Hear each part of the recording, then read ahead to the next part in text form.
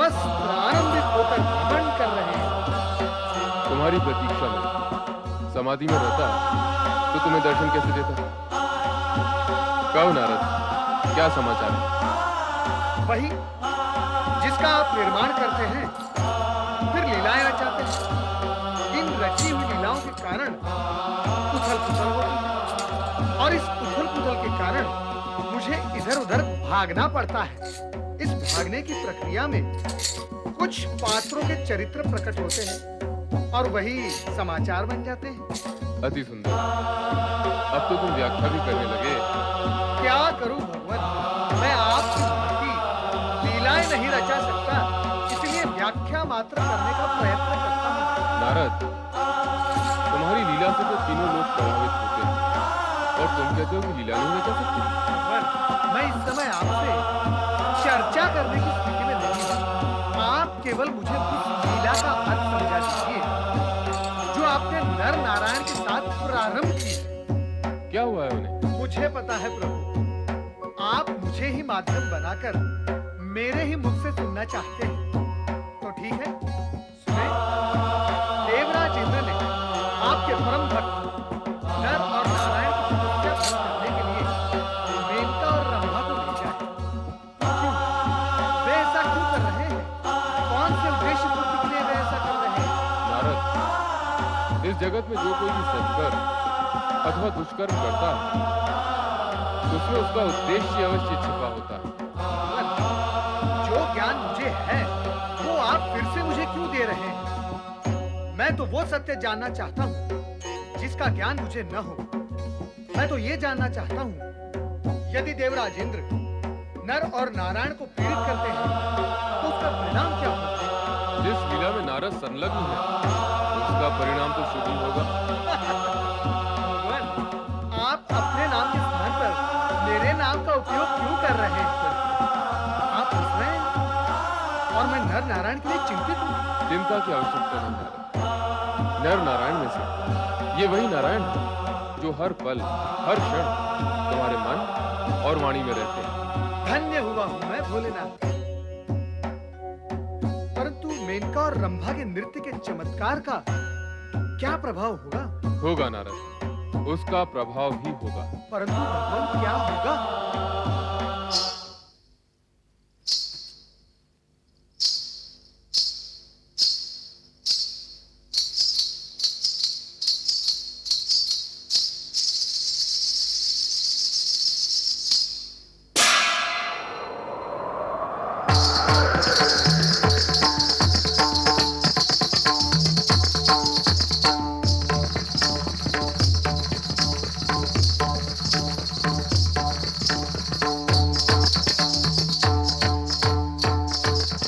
देख रहे हैं वरुण देव, रंभा और मेनका के नृत्य से नर नारायण सम्मोहित हो रहे हैं। हाँ देवराज, रंभा और मेनका के मोहने से कौन बच सकता है?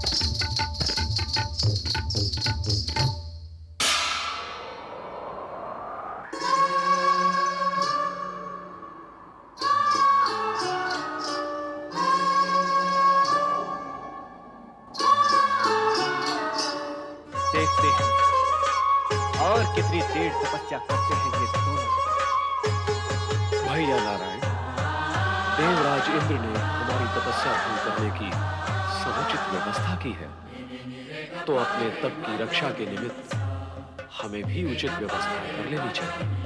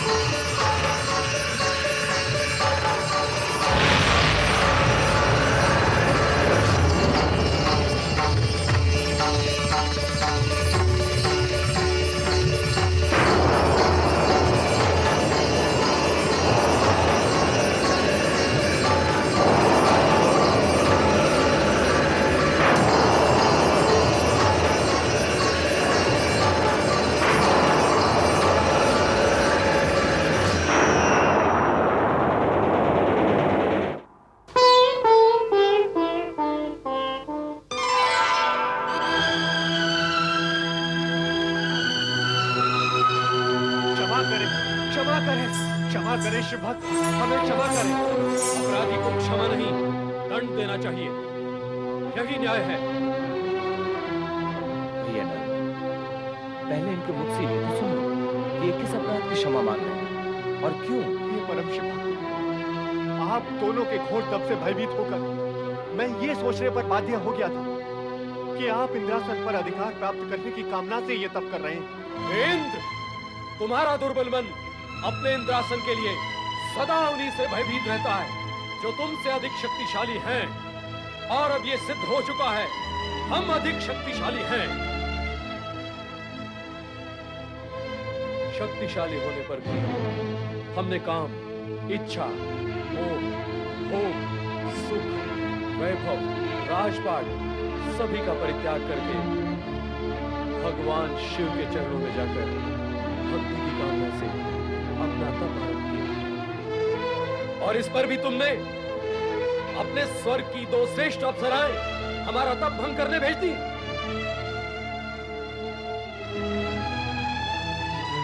एक दिया न इंद्र, तुम्हारे स्वर्ग में सहस्त्र अप्सराएं होंगी, किंतु हमारे रोम रोम में असंख्य और श्रेष्ठ अप्सराएं शांत पड़ी हैं। हम शिव भक्तों को तुम्हारी ये 2 अप्सराएं क्या सम्मोहित करने का सामर्थ्य रखती हैं? इंद्र, तुमने अपराध ही नहीं, धृष्टता की है। धृष्टता ही नहीं, दुष्टता की है। अब तो एक ही विकल्प है कि हम तुम्हें श्राप देकर पशु योनि में भेज दें और स्वयं इंद्रासन पर जा बैठे। नहीं भक्तराज, नहीं, ऐसा अनर्थ ना करें भक्तराज। ये अनर्थ नहीं, न्याय है। कब तक अपराध करते और क्षमा मांगते रहोगे? ये तो तुम्हारा स्वभाव बन गया है। श्राप देकर तुम्हें मैं इस कुटैब से सदा सदा के लिए मुक्त कर देता हूं। हे शिव भक्त, हम सब देवगढ़ की प्रार्थना है कि देवराज को क्षमा कर दें। तुम्हारा इंद्र देवराज कहलाने के योग्य नहीं है। ऐसा क्यों भक्तवर? ये प्रश्न स्वयं से पूछो वरुण देव। इतना दुर्बल, इतना भयभीत, कुटिल, विलासी, सुखप्रिय, अपने हित के लिए दूसरों का हित करने वाला देवराज होने के योग्य है? ऐसे राजा के संग देवता भी दानव बन जाएंगे और फिर साधारण प्राणियों की क्या दुर्गति होगी? भक्तराज, बनते हो स्वर्ग के अधिपति और गौतम ऋषि का रूप बदलकर उन्हीं की पत्नी के साथ काम के वशीभूत होकर छल करते हुए तुम्हें लज्जा नहीं आई इंद्र?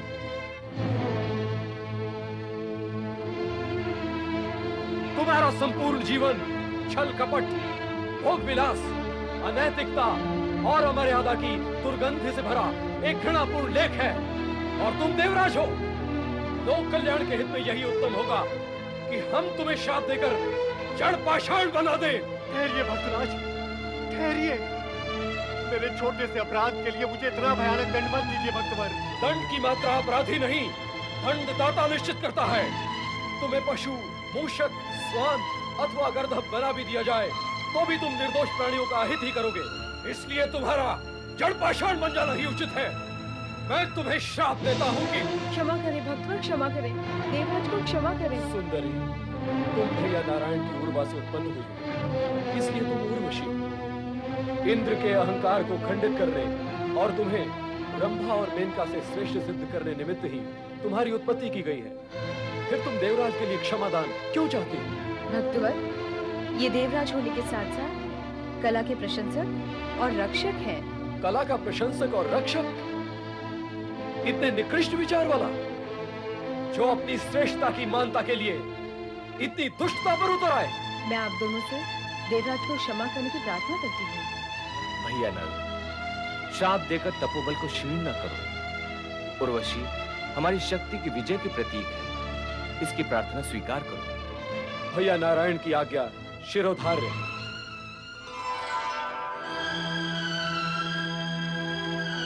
अब मेरे लिए क्या आ गया है भक्तराज? मैं तो आपकी उत्पत्ति हूँ। अब कहाँ जाऊँ? उर्वशी, हम तो तपस्वी हैं। तुम्हारा निवास हमारे साथ संभव ही नहीं। तुम नृत्य कला की जीवित प्रतिमा हो।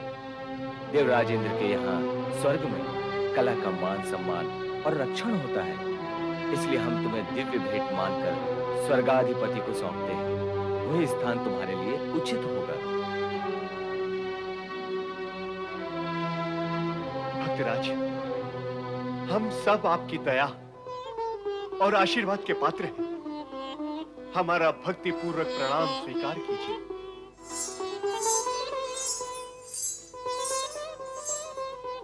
आओ उर्वशी।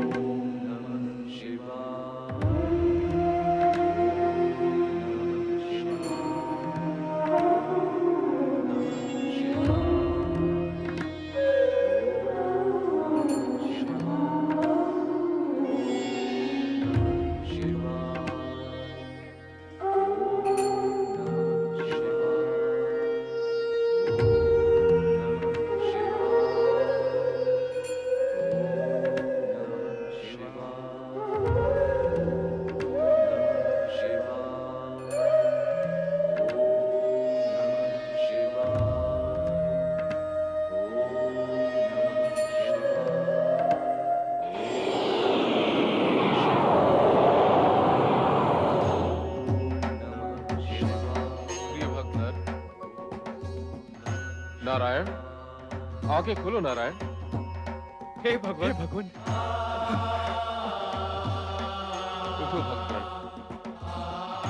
उठकर कहाँ जाएंगे भगवान? हमारा स्थान तो आपके चरणों में ही है। आपके दर्शन पाकर हमारा जीवन सफल हो गया प्रभु। हम धन्य हो गए प्रभु। जीवन की सफलता और धन्यता में तुम दोनों की तपस्या, समर्पण, निष्ठा और भक्ति ही मूल कारण है। मैं तुम दोनों से प्रसन्न हूं। मांगो, क्या वरदान मांगते हो? आपके दर्शन हो गए, अब मांगने को क्या शेष रह गया भगवान?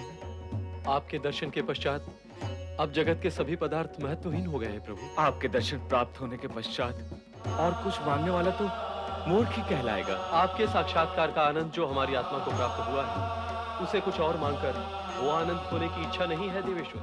हमने आपके नाम का जाप वरदान मांगने की इच्छा से नहीं किया प्रभु।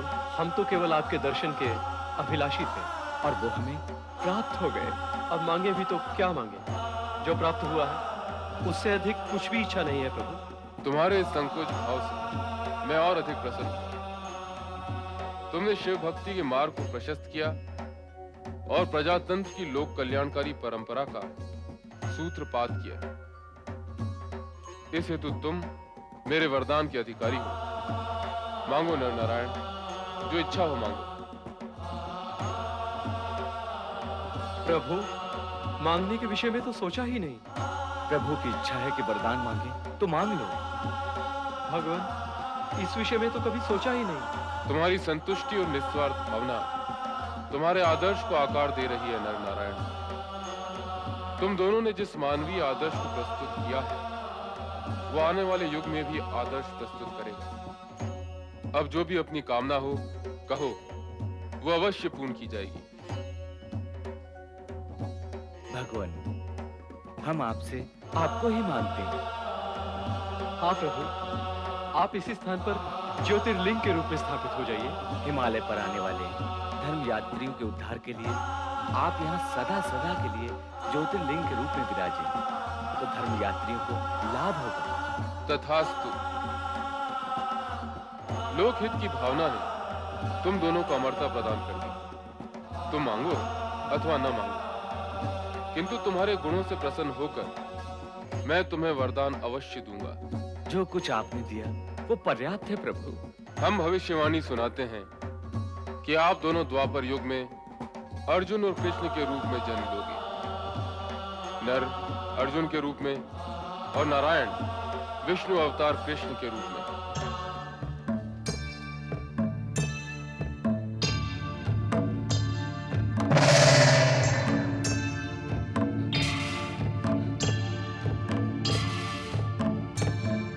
शिव के भक्त जनों ने पुकारा जब संकट पड़ने पर, शिव के भक्त जनों ने पुकारा जब संकट पड़ने पर, तब तब ज्योतिर्लिंग में पधारे अजर अमर शिव शंकर। अजर अमर शिव शंकर, अजर अमर शिव शंकर, अजर अमर शिव शंकर, अजर अमर शिव शंकर, अजर अमर शिव शंकर, अजर अमर शिव शंकर, अजर अमर शिव शंकर, अजर अमर शिव शंकर।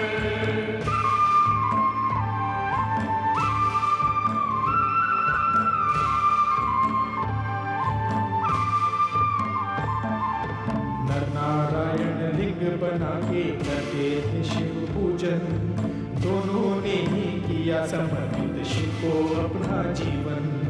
प्रकट हुए शिव उनके सम्मुख बोले कुछ वर मांगो, दोनों बोले इसी रूप में भगवान यही विराजो। सुन के याचना उन दोनों की शिव शंकर मुस्काए, वही हिमालय में ज्योतिर्लिंग केदारेश्वर कहलाए। नर नारायण केदारेश्वर के जो भी करता दर्शन, मोक्ष का भागी वो होता है, पा जाता है अंधन। केदार शिव की जय हो, केदार शिव की जय हो, केदार शिव की जय हो, केदार शिव की जय हो, केदार शिव की जय हो, केदार शिव की जय हो, केदार शिव की जय हो, केदार शिव की जय हो।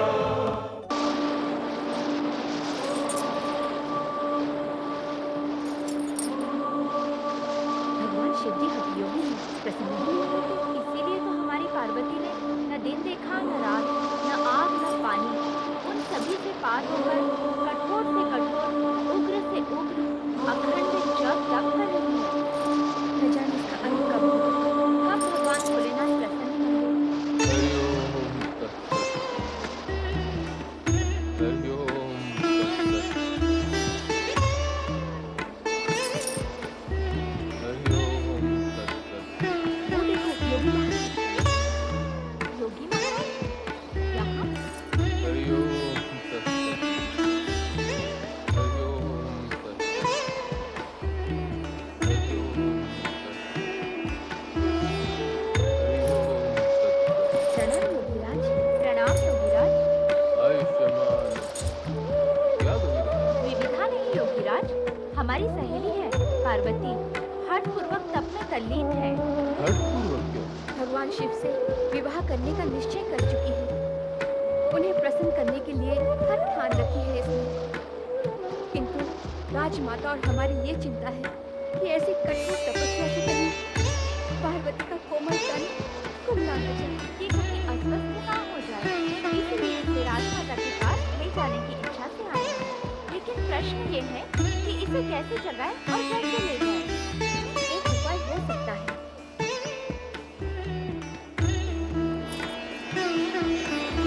पार्वती, पार्वती, देखो नेत्र खोलो, अतिथि आए हैं।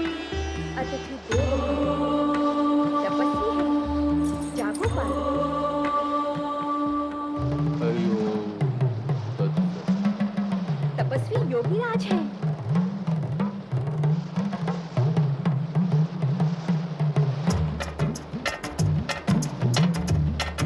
तपस्वी योगीराज। प्रणाम योगीराज। कल्याण। किंतु कन्या, ये क्या ऐसी कठोर तपस्या?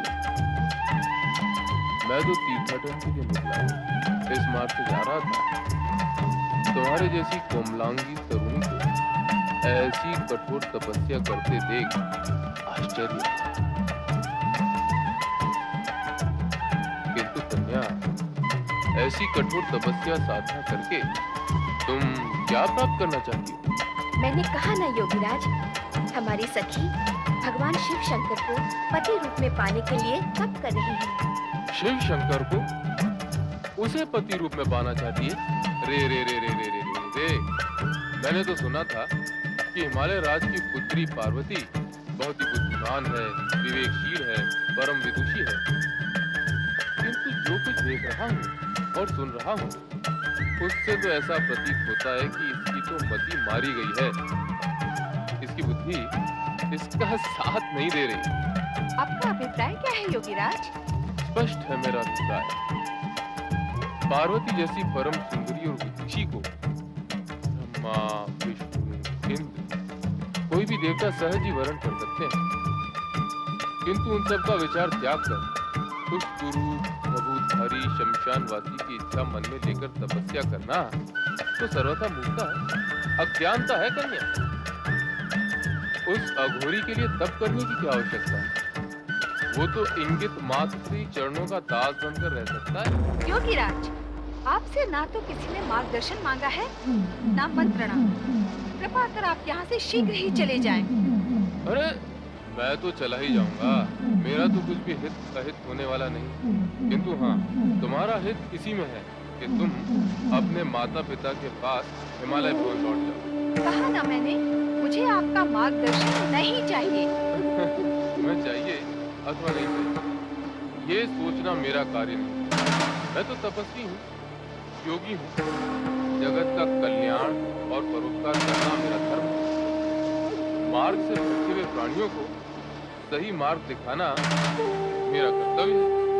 मैं कहती हूँ चले जाओ यहाँ से। अरे ऐसे कैसे चला जाऊं? मैं तुम जैसी सर्वगुण संपन्न कोमलांगी सुंदरी का जीवन इस प्रकार नष्ट होते नहीं देख सकता। तुम्हें एक क्या, अनेक योग्य वर बिना प्रयास किए ही प्राप्त हो सकते हैं। क्यों सर्वधारी के लिए अपना संपूर्ण जीवन स्वाह करते हैं? जाओ, लौट जाओ अपने माता पिता के पास और उस अघोरी के साथ विवाह करने का विचार अपने मन से त्याग करो। योगी, शिव निंदा का पाप किया है तुमने। मैं तुम्हें दंड अवश्य देती हूँ, किंतु तुम्हारी आयु के विचार में मेरे क्रोध पर अंकुश लगा रखा है। शिव निंदा करना ही नहीं, सुनना भी पाप है। मैं इस पाप में तुम्हारी सहभागी नहीं बनती, इसलिए मेरे क्रोध की ज्वाला फूकने से दूर तुम यहाँ से चले जाओ। मुझे भगाना चाहती हो, मेरा बहिष्कार करना चाहती हो, पर ये मत भूलो कि वो शिव, ये शंकर, तुम्हारा भोलेनाथ, जिसे तुम पति रूप में पाना चाहती हो, इतना कुरूप है, इतना भयावह है, इतना अनखड़ है कि दक्ष प्रजापति ने इसे अपने यज्ञ से बहिष्कृत कर दिया था। और तुम एक तिरस्कृत और बहिष्कृत के विषय में सत्य उजागर करने वाले को ही बहिष्कृत करना चाहते हो? ना ना ना ना ना, तुम तो बुद्धिमान हो, तनिक बुद्धिमानी से कार्य करो। योगीराज, जब पार्वती को शिव निंदा सुनना अच्छा नहीं लग रहा, तो आप क्यों वर्षा ऋतु की नदी के वेग की भांति धारा प्रवाह होने जा रहे हैं? नहीं बालिके नहीं, शिव निंदा करना मेरा प्रयोजन नहीं। मैं तो केवल सत्य उद्घाटित कर रहा हूँ। किंतु सत्य अप्रिय होता है, ये सत्य भी जग विख्यात है। पर क्या करूं? विवश हूं, बाध्य हूँ। हिमालय राज की पुत्री के हित में मुझे ये कटु सत्य उद्घाटित करना ही होगा। पर योगीराज, प्रिय अप्रिय किसी भी प्रकार का कटु सत्य हमारी सखी को नहीं सुनना। ना सुने, किंतु मुझे सत्य बोलने से कौन रोक सकता है? क्या ये सत्य नहीं कि वो चिता हरी झुंड के झुंड नाग अपने तन से लपेटे रहता है? क्या ये सत्य नहीं कि भूत प्रेत उसके साथी सहयोगी हैं? क्या ऐसा शिव पति और व्रत होने योग्य है? हे मेरी माता, शिव निंदा सुनने से पूर्व मैं मृत्यु को क्यों न प्राप्त हो गई? सती की भांति अग्नि में क्यों न समा गई? ऐसी अघटित घटना को घटाने की क्या आवश्यकता है? क्यों? सदा मूर्खतापूर्ण कार्य करने की प्रतिज्ञा कर रखी है। मुझे मूर्ख कहने वाले अज्ञानी, तेरी बुद्धि भ्रष्ट है, तेरा तन मन कलुषित है। तुझे इतना भी ज्ञात नहीं कि इस संपूर्ण जगत में शिव से श्रेष्ठ और कोई भी नहीं। उनका ये रूप जिसकी तुमने चर्चा की है, वो तो एक लीला है, मात्र लीला। ये सृष्टि उन्हीं की लीला से निर्मित और परिचालित है। तुम जैसे अज्ञानी ये विराट स्वरूप को कैसे जान सकते हैं?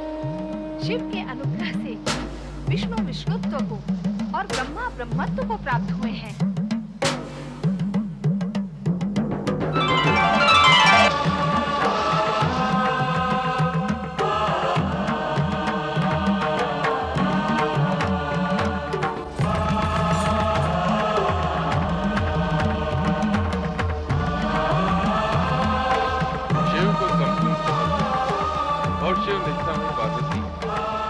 मैं तुम्हारी तपस्या, दृढ़ निश्चय और भक्ति से प्रसन्न हुआ। मैं तो केवल तुम्हारी परीक्षा ले रहा हूं।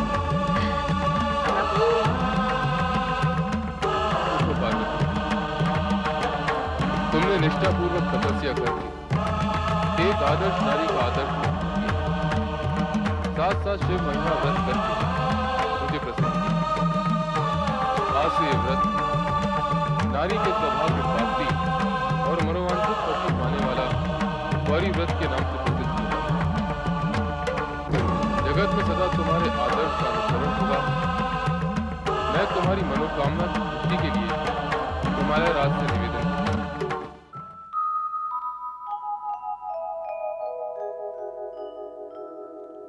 शिवो हरो मृडो रुद्रः पुष्करः पुष्पलोचनः अर्थिर्गम्यः सदाचारः शर्वः शम्भुर्महेश्वरः